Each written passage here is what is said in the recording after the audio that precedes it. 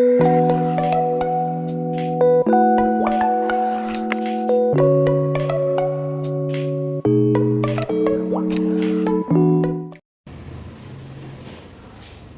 Dear students, जैसा कि मैंने पिछली वीडियो में आपको बताया था कि हमारे पास एडिशन भी दो तरह से हो सकता है, एक तो सीन एडिशन और एक एंटी एडिशन। तो आज हम समझेंगे सीन एडिशन, और इसका एक बहुत अच्छा एग्जांपल है एडिशन ऑफ हाइड्रोजन, जिसको बोलते हैं हाइड्रोजनेशन। ओके, तो स्टार्ट करते हैं आज का अपना टॉपिक। और ये एडिशन ऑफ हाइड्रोजन आपको केमिकल प्रॉपर्टीज ऑफ एल्कीन पढ़ोगे उस टाइम भी पढ़ना है, तो ध्यान से पढ़ लो, और एडिशन में भी आपको भी क्लियर हो जाएगा इसका। ठीक है, तो सीन एडिशन में होता क्या है? एडिशन दो टाइप से और कैसे हो सकता है, तो सीन एडिशन और एक एंटी एडिशन। सीन एडिशन क्या होता है? जब अपने पास मान लो A डबल बॉन्ड B कोई सिंपल एल्कीन है, XY अपना रिएजेंट है, और जब आपका एडिशन सेम साइड से हो, दोनों रिएजेंट सेम साइड से आगे जुड़े, ठीक है, तो उसको बोलते हैं सीन एडिशन। और अगर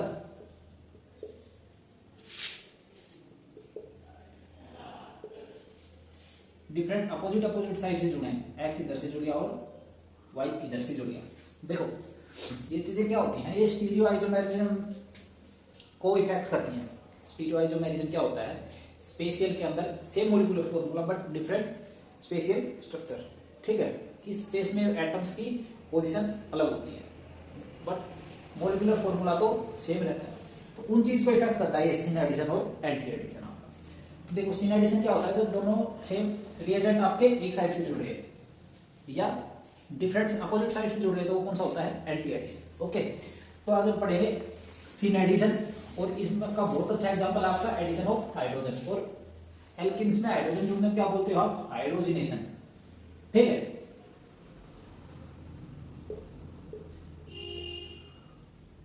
ओके, सुनो होता क्या है, मान लो आपके पास एल्कीन है कोई,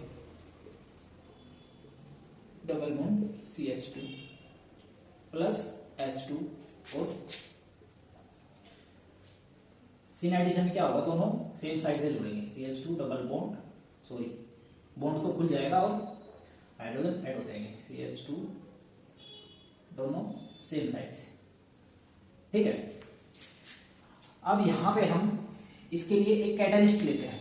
क्यों लेते हैं? बात सुनो, जब ये हाइड्रोजन का जो बॉन्ड होता है वो अपने आप टूटता नहीं है, उसको बहुत ज्यादा एनर्जी की जरूरत होती है टूटने के लिए, ठीक है। इसलिए एक कैटालिस्ट लिया जाता है, क्योंकि उसकी प्रेजेंस में ये रिएक्शन जल्दी होती है। क्या करता है वो? हाइड्रोजन के बॉन्ड को वीक करता है, और अपने रिएक्शन में भी काफी रोल है उसका। तो यहाँ पे हम क्या लेते हैं? कैटालिस्ट निकल, जिसे बोलते हैं निकल, कौन सा? राने निकल। राने का मतलब नहीं समझोगे तुम। जब निकल को हाई टेम्परेचर पे ले जाया जाता है, जिस टाइम वो एक्टिवेट पोजीशन में होता है, ठीक है, रिएक्शन करने के लिए एक्टिवेट पोजीशन बोलते हैं, वो होती है राने निकल, या फिर प्लेटियम या प्लेडियम या रेडियम, ठीक है। ओके, तो अब समझते हैं इसका मैकेनिज्म कि होता कैसे है ये सब कुछ, ठीक है। इसका मैकेनिज्म आज तक कोई बिल्कुल क्लियर नहीं है, बट जितना है आज मैं आपको जितना बताने वाला हूं, इससे अलावा और कुछ नहीं है, और इतना मटेरियल आपको जल्दी मिलेगा भी नहीं, तो ध्यान से पढ़ना। इंटरेस्टेड है? लगने को बहुत इजी लग रहा है, बट एक्चुअली में कॉम्प्लेक्स सिस्टम होता है इसका। देखो 4 स्टेप में होता है अपने पास, सॉरी 3 स्टेप में। स्टेप नंबर 1 क्या होता है? अटैचमेंट ऑफ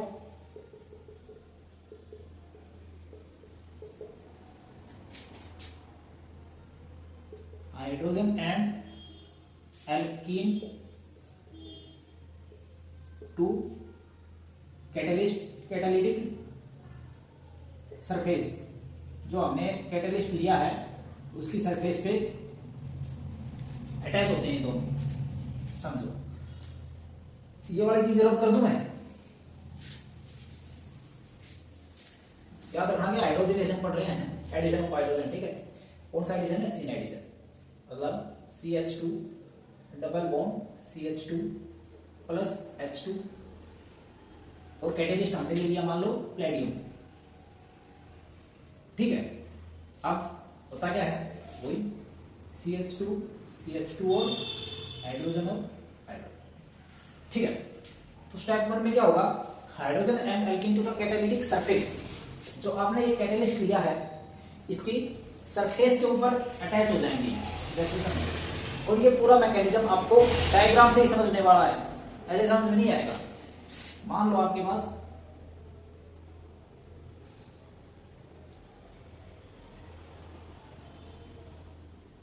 ये क्या है, सरफेस है आपकी कैटेलिस्ट, प्लेटियम सरफेस।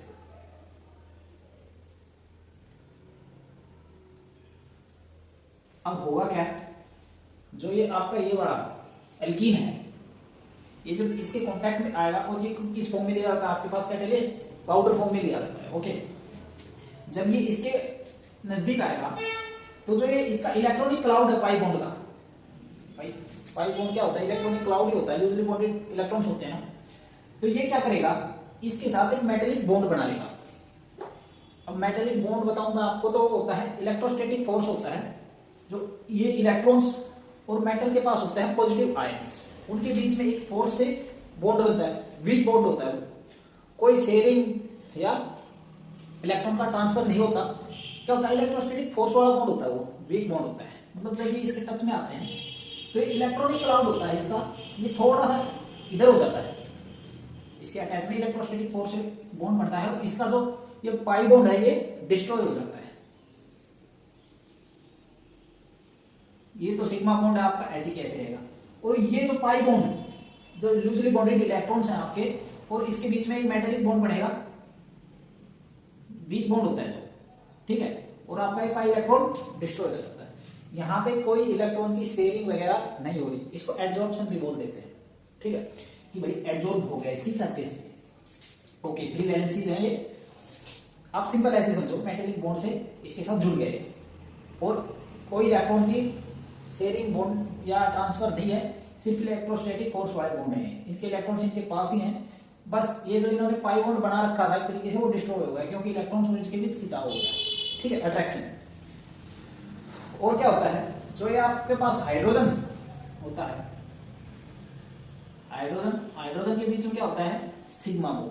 ठीक है, इसके पास भी इलेक्ट्रॉन होते हैं। क्या करते हैं, ये भी वीक हो जाता है, ये बॉन्ड भी। ठीक है, और इनके साथ ये भी मेटालिक बॉन्ड बना लेता है। ओके, ये होता है आपका फर्स्ट स्टेप, ये कार्बन। अब स्टेप नंबर 2 देखो। स्टेप 2 में क्या होता है, यहां से एक एक हाइड्रोजन जाएगा और इसके साथ बॉन्ड बना लेगा। भाई अब हुआ क्या, इसकी वजह से इनके बीच हाइड्रोजन के मॉलिक्यूल का जो बॉन्ड है वो वीक हो चुका है, बिल्कुल ना के बराबर बचा हुआ है। और ये बॉन्ड तो है ही वीक बॉन्ड, मेटेलिक बॉन्ड है ना भाई। अब क्या करेगा, यहां से ये एक हाइड्रोजन जाके इसके इस साइड जुड़ जाएगा। ठीक है, मान लो इस सरफेस को थोड़ा और बड़ा करते हैं और अच्छे से समझ में आएगा। और मान लो 2 हाइड्रोजन आपके पास इधर भी जुड़े हुए हैं। ठीक है, ये तो बहुत वीक हो गया। स्टेप 2 में क्या होगा, अटैचमेंट नहीं होगा, बॉन्डिंग होगी। बॉन्डिंग, ये क्या था, ये अटैचमेंट था, अब होगी bonding. Bonding of carbon hydrogen bond 1 by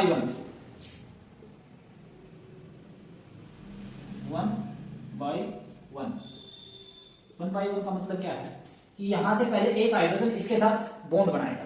भाई इसका इलेक्ट्रॉनिक क्लाउड की वजह से पाई बॉन्ड डिस्ट्रॉय हो चुका है, तो ये इस इलेक्ट्रॉन के साथ, इसके पास तो इलेक्ट्रॉन है ही, क्या करेगा, एक बॉन्ड बनाएगा। स्टेप नंबर 2 क्या होगा आपका, देखना कुछ इस तरह के स्ट्रक्चर आएगा आपके पास।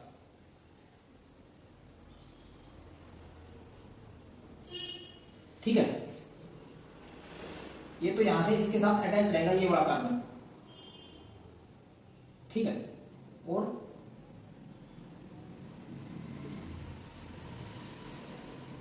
ये हाइड्रोजन। अब क्या हो गया, यहां पे इसका एक हाइड्रोजन बच गया और यहाँ पे ये 2 हाइड्रोजन आपके लगे हुए हैं,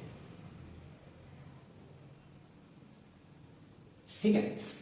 एक लगने के बाद दूसरा हाइड्रोजन लगेगा, ये वाला हाइड्रोजन यहां लग जाएगा, ठीक है। और ये स्ट्रक्चर कुछ इस तरह की हो जाएगी। देखो ये वाले बॉन्ड की जगह क्या आ जाएगा अभी आपके पास, हाइड्रोजन, ठीक है। ओके, और जरूरी नहीं है ये हाइड्रोजन नीचे ही लगे, इस साइड से भी आ सकते हैं। ओके भाई, यहां से बॉन्ड उठ के यहां से भी अटैच हो सकते हैं, यहां से भी अटैच हो सकते हैं, बट होंगे दोनों एक साइड से, ठीक है। और स्टेप नंबर 3 में मैंने ये बोल रखा है आपको कि ये जो आपका फॉर्मिंग अल्केन था ये पूरी तरह डिटैच हो जाएगा आपकी सरफेस से।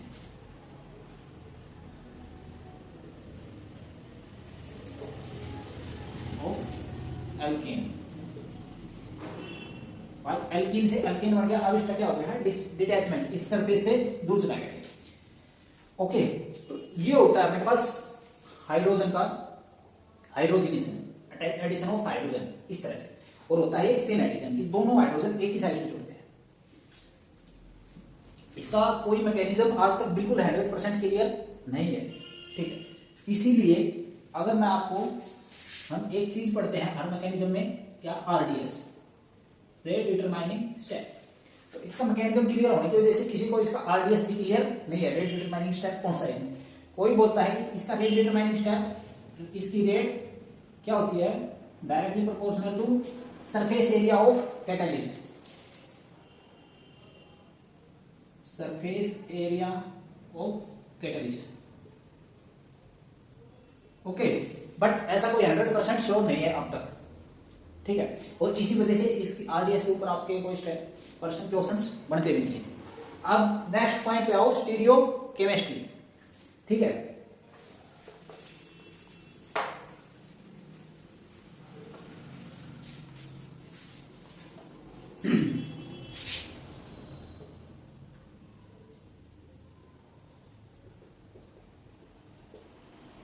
स्टीरियो केमिस्ट्री, इसकी स्टीरियो केमिस्ट्री में एक एग्जांपल देता हूं मैं आपको, जैसे देखो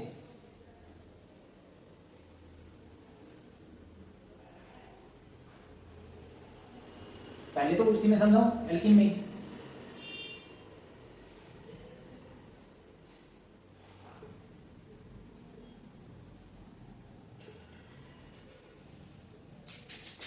भाई ये हो सकता है, मान लो ये CH2 है, एक तो आपके पास डैश से जुड़ जाए हाइड्रोजन, ठीक है, तो दोनों में डैश से ही जुड़ेगा, या क्या हो जाए, वेज से जुड़ जाए, ठीक है। यही हो सकता है स्टीरियो केमिस्ट्री के हिसाब से इसका भाई स्पेशल पोजीशंस ऑफ एटम, वही तो डिफरेंट होती है। अब देखो इसके एग्जांपल से समझना आप और अच्छे समझ में आएगा आपको। मान लो मेरे पास है CH3 और मैंने जोड़ रखा है इसको वेज से,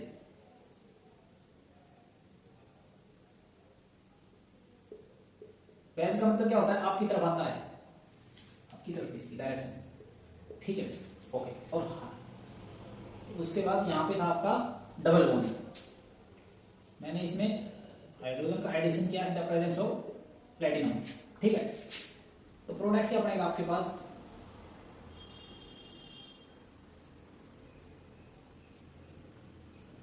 यही होगा,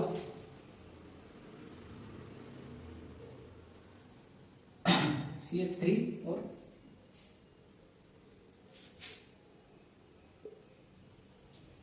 CH3। अरे भाई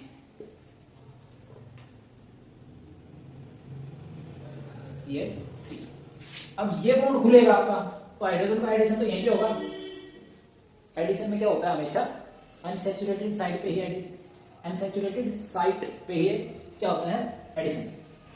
तो यहीं पे होगा, ये एक इस कार्बन पे, एक इस कार्बन, वो क्या सकता है, या तो आपका ये ऐसे जुड़ जाए, ओके, या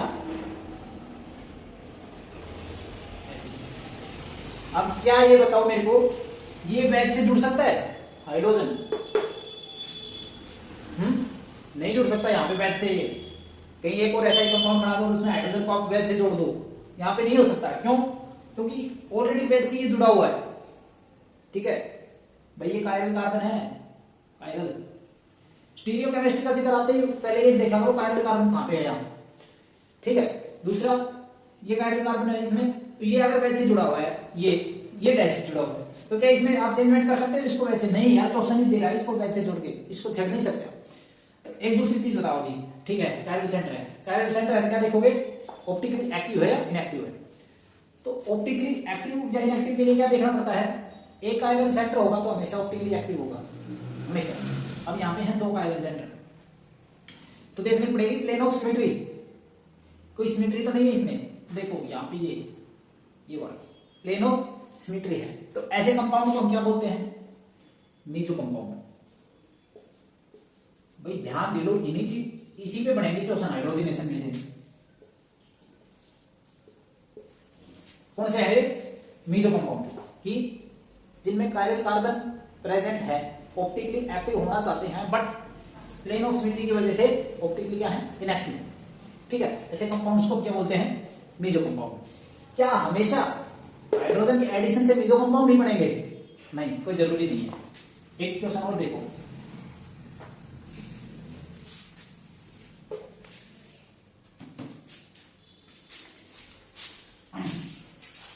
ये आपको क्वेश्चन में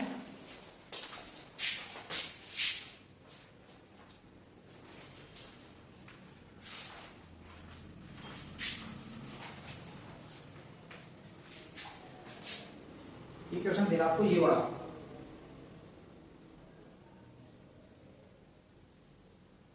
ठीक है, हाइड्रोजन और मिथाइल ग्रुप, यहां पे आपको डबल बॉन्ड दे रहा है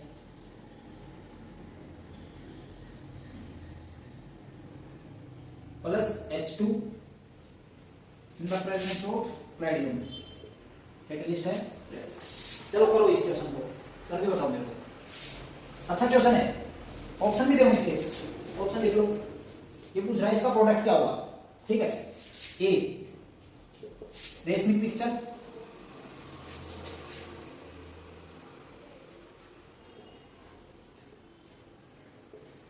बी मीजो, सी डायस्टीरियोमर्स,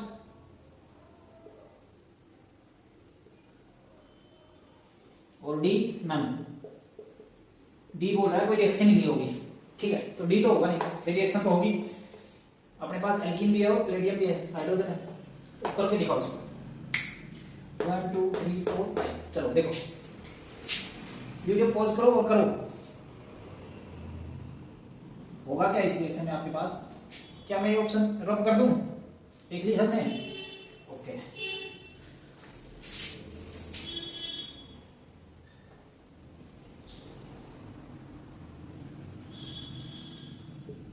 अब हाइड्रोजनेशन कहां पे होगा? यहां पे भाई, डबल बॉन्ड यहां पे अनसैचुरेटेड साइड पे होगा। ये तो आपका CH2 ऐसे रहेगा। दो हाइड्रोजन जुड़ेंगे, एक इस कार्बन पे जुड़ेगा आपके पास और एक इस कार्बन पे। ठीक है, ओके। अब एक बार तो हाइड्रोजन मैं जोड़ रहा हूं आपके डैश से। ओके, और बताओ दूसरा कंपाउंड जोड़ सकता है इसका? क्या मैं हाइड्रोजन को वेज से जोड़ सकता हूं? हाँ यार, जोड़ सकता हूं। यहां पे ऑलरेडी कोई वेज से जुड़ा हुआ नहीं है, यहां पे नहीं जोड़ सकता था मैं। यहाँ पे ऑलरेडी इसने क्वेश्चन में दिया हुआ था कि ये CH3 आपका पहले बैच से जुड़ा हुआ है और दो हाइड्रोजन तो इसके पास ऑलरेडी थे। ठीक है, और क्या हो सकता है इसका कंपाउंड?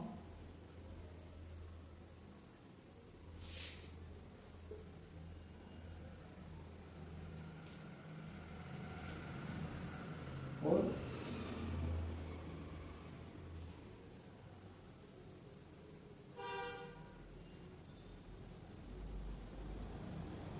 बस ये याद रखना, सिनेडिसिन का मतलब दोनों एक ही साइड जुड़ेंगे, तो दोनों वेज से जुड़ेंगे या डैश से जुड़ेंगे।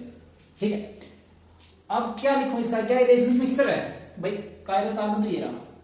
ठीक है, कितने कायरल कार्बन है? एक। ठीक है, तो अब ये बताओ ये ऑप्टिकली एक्टिव है? हाँ ऑप्टिकली तो एक्टिव है भाई, ऑप्टिकली एक्टिव है। दूसरी बात, क्या ये इनएंशियोमर्स हैं? ऑप्टिकली एक्टिव होते हैं तो इनएंशियोमर्स होते हैं। इनएंशियोमर्स की क्या है कि ये इसकी non super imposable mirror image होनी चाहिए। क्या ये इसकी मिरर इमेज है? नहीं। तो ऐसे कंपाउंड्स को हम क्या बोलते हैं? ये तो ऑप्टिकली एक्टिव नहीं है। ओके, कायरल सेंटर प्रेजेंट है बट ऑप्टिकली एक्टिव नहीं है, इसको क्या बोला हमने? Meso compound. ये ऑप्टिकली एक्टिव है, कायरल सेंटर है, ऑप्टिकली एक्टिव है और कोई प्लेन ऑफ सिमेट्री नहीं है, बट क्या है इसकी मिरर इमेज नहीं है। सुपर इम्पोजेबल मिरर इमेज होती है तो क्या होते हैं? इनएंशियोमर्स। बट ये क्या है? डायस्टीरियोमर्स। डायस्टीरियोमर्स। ओके ठीक है, तो भाई इसकी स्टीरियो केमिस्ट्री में से कुछ इस तरह के क्वेश्चन बन सकते हैं और इन पे प्रैक्टिस पक्का करना, क्योंकि अपना स्टीरियो केमिस्ट्री में से इसमें से क्वेश्चन आ जाते हैं नीट लेवल पे या आईआईटी लेवल पे क्वेश्चंस बनते हैं। और ऐसा कुछ नहीं है कि स्कूल एग्जाम्स में नहीं आएंगे, छोड़ के मत बैठ जाना। अगर स्कूल एग्जाम के बाद क्या करोगे? कोई कम्पिटिटिव एग्जाम कोई तो दोगे, नेवी एयरफोर्स आर्मी कुछ तो दोगे। तो भाई क्वेश्चंस इसी तरह से बनते हैं और इंपॉर्टेंट चैप्टर है आपका। ठीक है, तो ये था आज का अपना टॉपिक और नेक्स्ट एक वीडियो बनाएंगे हम छोटी सी एंटी एडिशन पे, उसमें भी एक एग्जाम्पल उठा लेंगे और वो भी क्लियर हो जाएगा आपका एल्किन्स की प्रॉपर्टी में से। ठीक है, तो मिलते हैं नेक्स्ट वीडियो में, तब तक पढ़ाई करते रहिए। All the best.